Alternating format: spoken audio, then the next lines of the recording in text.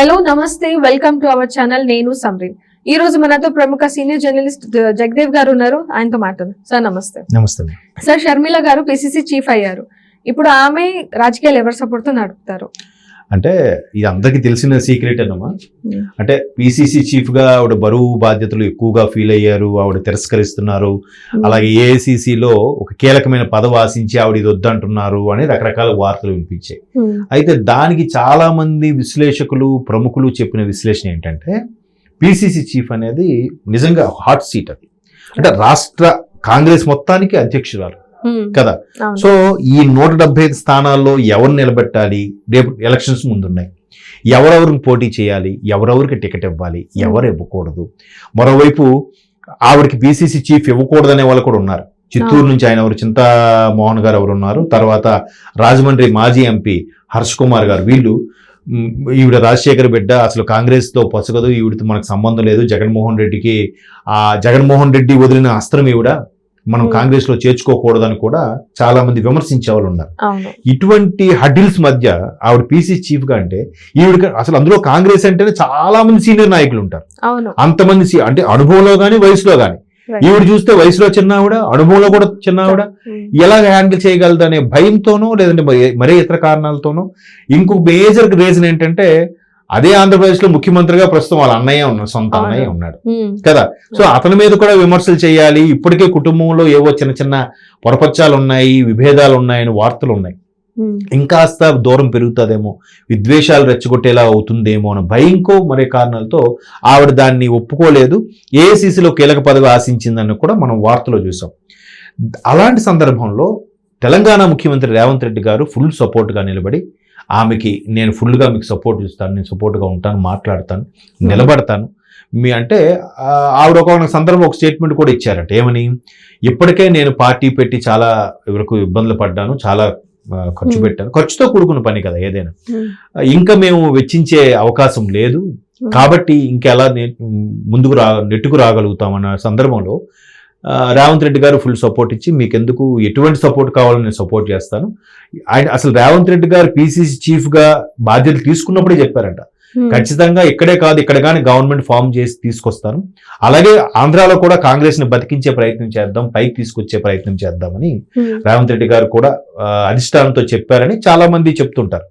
So ఇప్పుడు కూడా షర్మిల గారికి ఫుల్ సపోర్ట్ గా ఉంటూ మీకు అవసరం ఎటువంటి అవసరానికైనా ఎటువంటి సపోర్ట్కైనా నేను నిలబడతానని చెప్పి భరోసా ఇచ్చారు. సో రేవంత్ రెడ్డి గారు భరోసా ఇవ్వడంతో అసలే జగన్మోహన్ రెడ్డి గారికి రేవంత్ రెడ్డి గారు అంటే పడదు అనే వార్తలు కూడా వస్తున్నాయి. ఎందుకు, ముఖ్యమంత్రి రేవంత్ రెడ్డి గారు ముఖ్యమంత్రి అయిన తరువాత ఫస్ట్ టైం ఒక ప్రైవేట్ ఛానల్కి ఇచ్చిన ఇంటర్వ్యూలో, ఏబిఎన్ ఇచ్చిన ఇంటర్వ్యూలో నాకు ఎంతమంది ముఖ్యమంత్రి అయిన తర్వాత శుభాకాంక్షలు చెప్పారు కానీ ఆంధ్ర ముఖ్యమంత్రి నాకు కనీసం శుభాకాంక్షలు కూడా చెప్పలేదు, బట్ నేను ఎలా బదులు తీర్చుకుంటాను అనే సందర్భం వచ్చేలాగా ఆయన మాట్లాడారు. సో ఇది ఉంది కదా.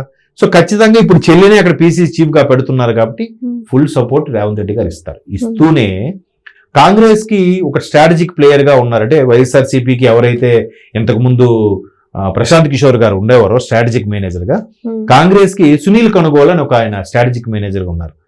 ఆయన ఉండడం వల్ల తెలంగాణలోను అటు కర్ణాటకలోను కాంగ్రెస్ బాగా హవా నడిచింది కాబట్టి ఇదే స్ట్రాటజిక్ మేనేజర్ ని అటు షర్మిల గారికి కూడా ఆవిడ కూడా ఉండేలాగా నడిపించేలాగా రేవంత్ రెడ్డి గారు సూచనలు సలహాలు విత్ ద సపోర్టింగ్ ఆఫ్ అధిష్టానంలో రేవంత్ రెడ్డి గారికి ఒక మార్క్ ఉంది. ఎందుకు, ఆయన పిసిసి చీఫ్ అయినప్పుడే చెప్పాడంట, నేను ఎలాగైనా తెలంగాణ గవర్నమెంట్ ఫామ్ చేస్తా, ముఖ్యమంత్రి మనవాడే అవుతాడు, అలాగానైతే నాకు ముఖ్యమంత్రి అవ్వండి అన్నట్టు కూడా ఈయన మాట్లాడాలని చాలా మంది విశ్లేషకులు చెప్తుంటారు.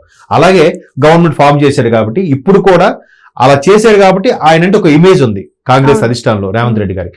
అదే రేవంత్ రెడ్డి గారు ఇప్పుడు షర్మిల వెనక నిలబడుతూ ఆమె ఫుల్ సపోర్ట్ ఇస్తూ ఏ స్ట్రాటజిక్ మేనేజర్ అయితే వీళ్ళకి గతంలో పనిచేశారో అదే స్ట్రాటజిక్ మేనేజర్ సునీల్ కనుగోలు గారిని షర్మిల గారికి అపాయింట్ చేస్తూ అక్కడ కూడా రాజకీయంగా బాగా మళ్ళీ ఉపయోగపడేలా చేస్తున్నారు. మరోవైపు కాంగ్రెస్ నమ్మకం ఏంటంటే తెలంగాణ ప్రకటించింది కాంగ్రెస్, ప్రకటించినప్పుడు ఏమైంది, తెలంగాణలో హ్యాపీ, బట్ తెలంగాణలో కాంగ్రెస్ ఓడిపోయింది 2 సార్లు కూడా, మొన్నసారి గెలిచింది.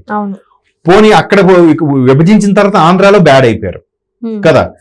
అలాగే బీజేపీ తీసుకుంటే తెలంగాణకి బీజేపీ సపోర్ట్ ఇచ్చింది ఆ రోజు పార్లమెంట్ లో. తెలంగాణలో బీజేపీ ఉంది, ఆంధ్రాలో కూడా బీజేపీ ఉంది.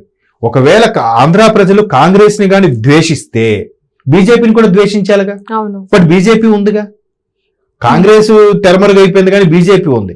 సో బీజేపీకి సపోర్ట్ ఇచ్చినప్పుడు ఆంధ్ర ప్రజలు కాంగ్రెస్ కూడా సపోర్ట్ ఇవ్వాలి అనే నినాదంతో ఇప్పుడు మరలా కాంగ్రెస్ రేవంత్ రెడ్డి గారు అలాగే షర్మిలా గారి ద్వారా అక్కడ పిసిసి చీఫ్ గా అయ్యే ఛాన్సెస్. అందుకే కాంగ్రెస్ అధిష్టానం ఖచ్చితంగా జగన్మోహన్ రెడ్డి గారికి చెక్ పెట్టాలి. అండ్ సేమ్ టైం ఆంధ్రాలో కాంగ్రెస్ ని బతికించుకోవాలి, మరలా దాన్ని పైకి తీసుకురావాలి. ఇప్పుడు కాకపోతే 2029 లేదా 2034కైనా కాంగ్రెస్ ని బయటికి ఒక గవర్నమెంట్ ఫామ్ చేసే రేంజ్కి తీసుకెళ్లాలనే ఆలోచనలో అధిష్టానం బాగా ఆలోచించే ఈ నిర్ణయం తీసుకుంది. అఫ్ కోర్స్ ఇప్పుడు ఎలాగూ ఆంధ్రప్రదేశ్ లో టీడీపీ జనసేన మానియా బాగా ఆ ఫ్లో బాగా ఉంది. ఆ ఫ్లో ఉన్నప్పుడు ఖచ్చితంగా వస్తుంది. ఇప్పుడు ఏంటంటే కొంత కాంగ్రెస్ గెలిచేస్తుందని కాదు కానీ ఓటింగ్ పర్సంటేజ్ పెరుగుతుంది ఖచ్చితంగా. అరే రాజశేఖర రెడ్డి గారి బిడ్డరా, రాజశేఖర రెడ్డి గారి బిడ్డ ఇక్కడ ఇమడలేక మేబీ అన్నతో సరిగ్గా సంబంధాలు నెరపలేకో లేదా ఇబ్బందుల వల్ల కుటుంబంలో ఉండే చిన్న చిన్న ఇబ్బందుల వల్ల ఆవిడ పక్క రాష్ట్రంకి వెళ్ళిపోయింది, తెలంగాణకి మరలా ఇప్పుడు వచ్చింది. సో ఈమెను మనం కనీసం ఆదుకోవాలి, కనీసం మనం ఈవిడికి హెల్ప్ చేయాలని ఏ కొద్ది మంది అనుకున్నా ఆవిడకి కాంగ్రెస్ ఓటింగ్ పెరుగుతుంది కదా.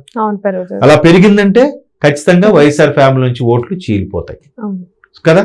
సో కాంగ్రెస్ ప్లానే అది. అలా ప్లాన్ ఉన్నప్పుడు రేవంత్ రెడ్డి గారు ఫుల్ సపోర్ట్ ఇస్తున్నప్పుడు షర్మిలా గారికి ఇంకా తిరుగులేదు.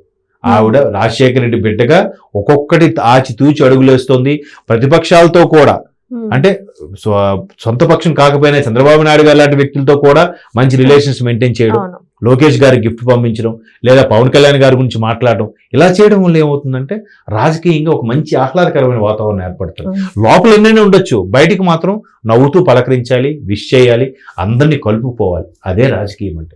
సో ఆ రాజకీయ స్ట్రాటజీకి ఇప్పుడు స్టార్ట్ చేసిందంటే మేబీ సీనియర్లు సజెషన్ అయ్యి ఉండొచ్చు, ఈవిడ మెంటాలిటీ కూడా మంచి మెంటాలిటీ అయ్యి ఉండొచ్చు, అందుకు ఆవిడకి వెళ్తుంది. ఖచ్చితంగా రేవంత్ రెడ్డి గారు సపోర్ట్ ఉంటుందని చెప్పకనే చెప్తున్నారు. ఆయన కూడా చెప్పాడు, ఆయన ఏబిఎన్ లో ఖచ్చితంగా నా పతనాన్ని ఎవరైతే కోరుకున్నారో వాళ్ళందరికీ నేను రిటర్న్ గిఫ్ట్ ఇస్తా, నేను ఎవరైతే ఓడిపోవాలనుకున్నారో వాళ్ళందరికీ రిటర్న్ గిఫ్ట్ ఇస్తాను ఇండైరెక్ట్ గా ఆయన చెప్పాడు, సంకేతాలు ఇచ్చాడు. సో దాన్ని మనం ఇక్కడ కనెక్ట్ చేసుకొని అర్థం చేసుకోవాలి.